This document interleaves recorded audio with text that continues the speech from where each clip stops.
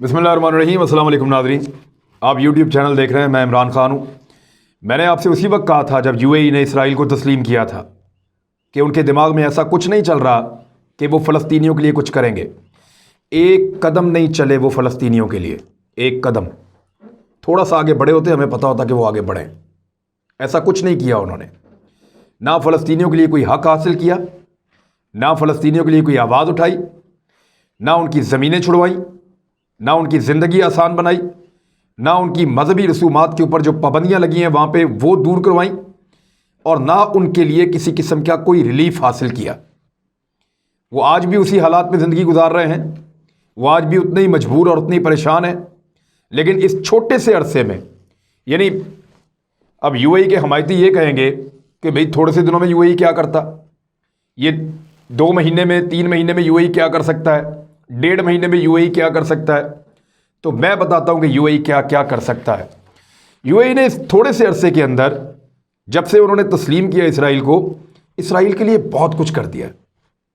जितने 5 star hotel है ना यूएई के अंदर, दुबई में, अबू धाबी में, उन तमाम में अब इसराइली खाने पकते हैं, और उस तरह के लिबास वाले लोग अब मौजूद हैं। उनको बाउंड कर दिया गया है। इसराइल की फ़्लाइटें वहाँ पहुँच गई हैं। कम्युनिकेशन सिस्टम जो है वो एक दूसरे के साथ जो है वो उनका तबादला हो रहा है। इसराइली कंपनियां इस वक्त यूएई में इन्वेस्टमेंट शुरू कर चुकी हैं। यूएई के लोग जो हैं वो इसराइल के साथ इन्वेस्टमेंट कर चुके हैं। यहूदी और मुसलमान मिलकर इस वक्त कारोबार कर रहे हैं। तो ये सारे काम इसी थोड़े दिनों के अंदर हो गए, लेकिन फ़लस्तीनियों के लिए कोई काम अभी तक नहीं हुआ। और अब एक और इंतहाई अफसोसनाक काम होने जा रहा है। यानी ऐसा नहीं हुआ कि फ़लस्तीनियों के लिए कोई स्कूल बनाए हों, ऐसा नहीं हुआ कि फ़लस्तीनियों के लिए कोई आसानियां पैदा की हों, लेकिन ऐसा ज़रूर हुआ है कि यूएई के अंदर इब्रानी ज़ुबान को समझने के लिए 4 स्कूल कायम कर दिए गए हैं। ये इब्रानी ज़ुबान जो है ना, इसको ओन करते हैं यहूदी इसराइली। वो इब्रानी ज़ुबान को ओन करते हैं कि ये हमारी ज़ुबान है। और जो इब्रानी ज़ुबान है, इसकी एक मॉडर्न इब्रानी ज़ुबान है, एक बहुत पुरानी एशियंट भी है, कदीमी, लेकिन ये लगभग मिलती जुलती हैं। ये 1200 साल कबल मसीह की ज़बान है। कबल मसीह कहते हैं ईसा अलैहिस्सलाम की पैदाइश से पहले वाले जो साल हैं उनको कबल मसीह कहते हैं। जिस दिन ईसा अलैहिस्सलाम पैदा हुए थे इस दुनिया में, उस दिन जो है वो पहला दिन था इस दुनिया का। जो हमारा कैलेंडर है, जो हमारा इंग्लिश कैलेंडर ना, जिसमें आज चल रहा है 2020 नवंबर दिसंबर 2020 जो अभी चल रहा है, इसको कहते हैं, जो इसका जो पहला दिन था, अगर 2000 से पीछे हम जाएं, 1900, 1800, 1700 सदी, 16वीं सदी, 15वीं सदी, पहली सदी में पहले साल का पहला दिन, वो जो पहला दिन है वो है जब ईसा अलैहिस्सलाम पैदा हुए थे। तो अगर ईसा अलैहिस्सलाम की पैदाइश से पीछे आप जाएं तो फिर वो 1 साल, 2 साल, 3 साल, जितना पीछे जाएंगे वो बढ़ते जाएंगे।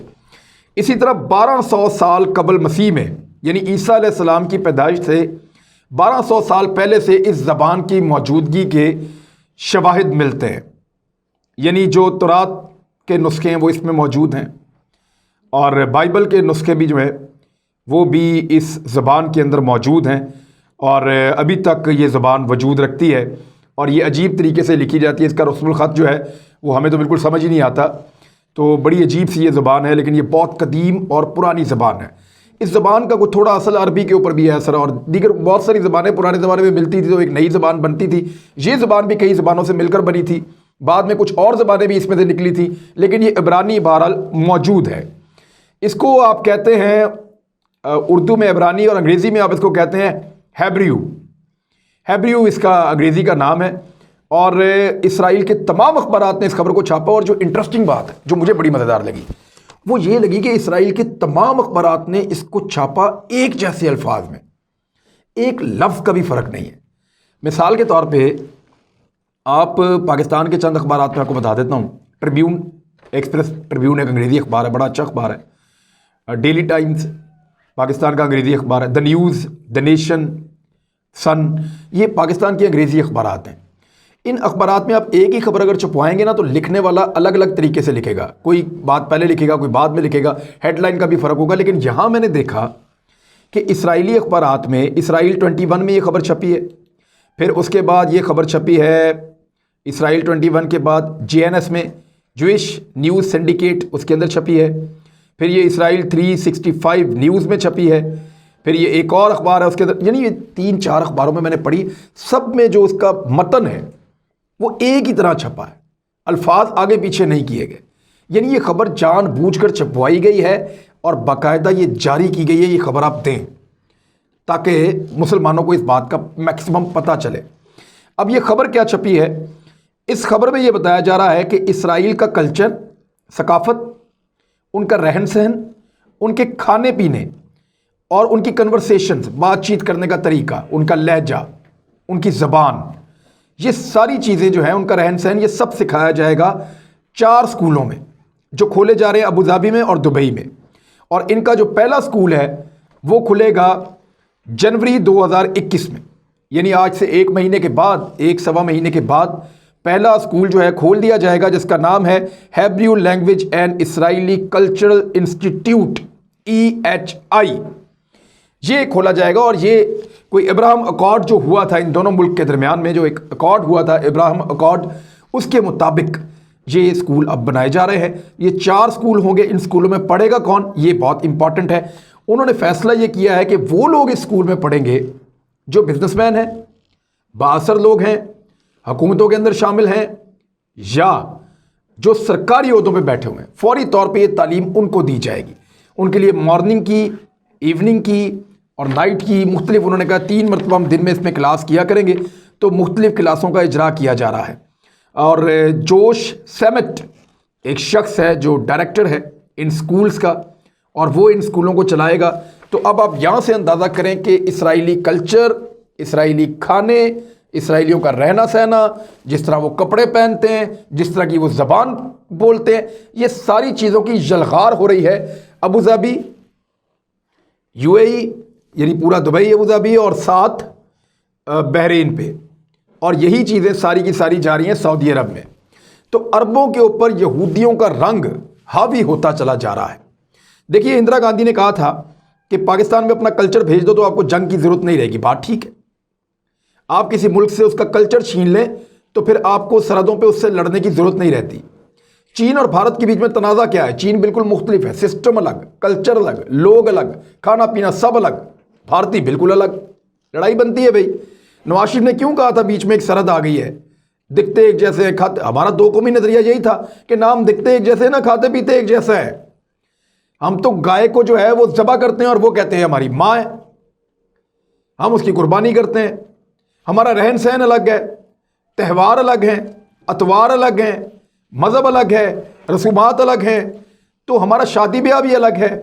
ہر چیز مسلمانوں کا ہندوؤں سے الگ تھا، تبھی ہم نے الگ ملک مانگا تھا. تو یہاں پہ جو الگ الگ چیزیں ہیں یہودیوں میں اور عربوں میں، ان کو مشترک کرنے کی کوشش کی جا رہی ہے تاکہ آنے والی نسل میں یہ فرق ختم ہو جائے. اور جب بھی کبھی اسرائیل اپنے گریٹر اسرائیل کے منصوبے کی طرف جائے تو عربوں کو لگے کہ ان کے جیسے ہی لوگ آ رہے ہیں. عربوں کے اندر ایک ایسی نسل تیار ہو بااثر لوگوں کی، جو فیصلہ کرنے والے لوگ ہیں، وہ یہ سمجھے کہ یہ تو کلچر ہم جانتے ہیں، یہ تو زبان ہم پہچانتے ہیں، ان لوگوں کے ساتھ تم کمفرٹیبل ہیں، یہ لوگ آ رہے ہیں تو کوئی پرابلم نہیں ہے.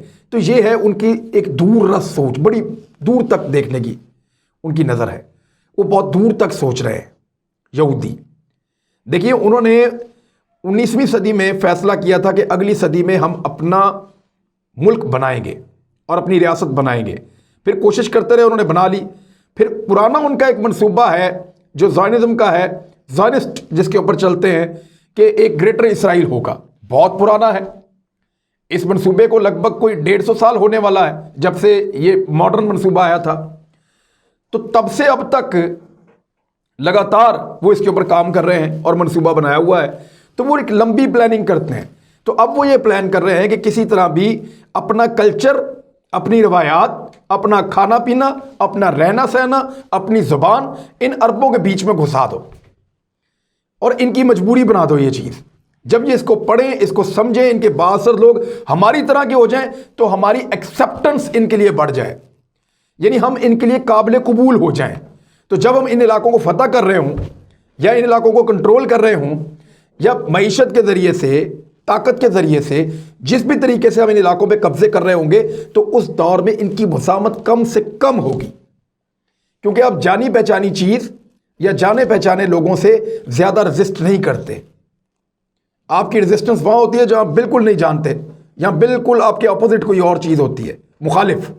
تو یہ جب آپ ایک جیسے ہوں گے تو پھر آپ کیسے لڑیں گے ان کے ساتھ؟ آپ کے پاس لڑنے کی وجہ کم ہو جائے گی اور اس کے پیچھے آپ کا جوش کم ہو جائے گا. تو یہ بڑی زبردست ضرب لگائی ہے اسرائیلیوں نے، اور بڑی پلاننگ کے ساتھ انہوں نے تمام اپنے اخبارات کے اندر اس خبر کو چھپوایا ہے، اور چھپوانے کے بعد انہوں نے امت مسلمہ کو یہ بتایا ہے کہ ہم ایک کلچرل یلغار لے کر آ رہے ہیں، بچ سکتے ہو تو بچ جاؤ. عربوں کا تو موڈ نہیں لگتا، لیکن میرے خیال میں یہ بیڑا پاکستانیوں کو اور دیگر کچھ اور مسلمانوں کو اٹھانا پڑے گا، کیونکہ عربوں کا موڈ ایسا لگتا ہے کہ بدل رہا ہے. اب تک کے لیے اتنے، اپنا خیال رکھیے گا، اپنے اس چینل کا بھی. اللہ حافظ.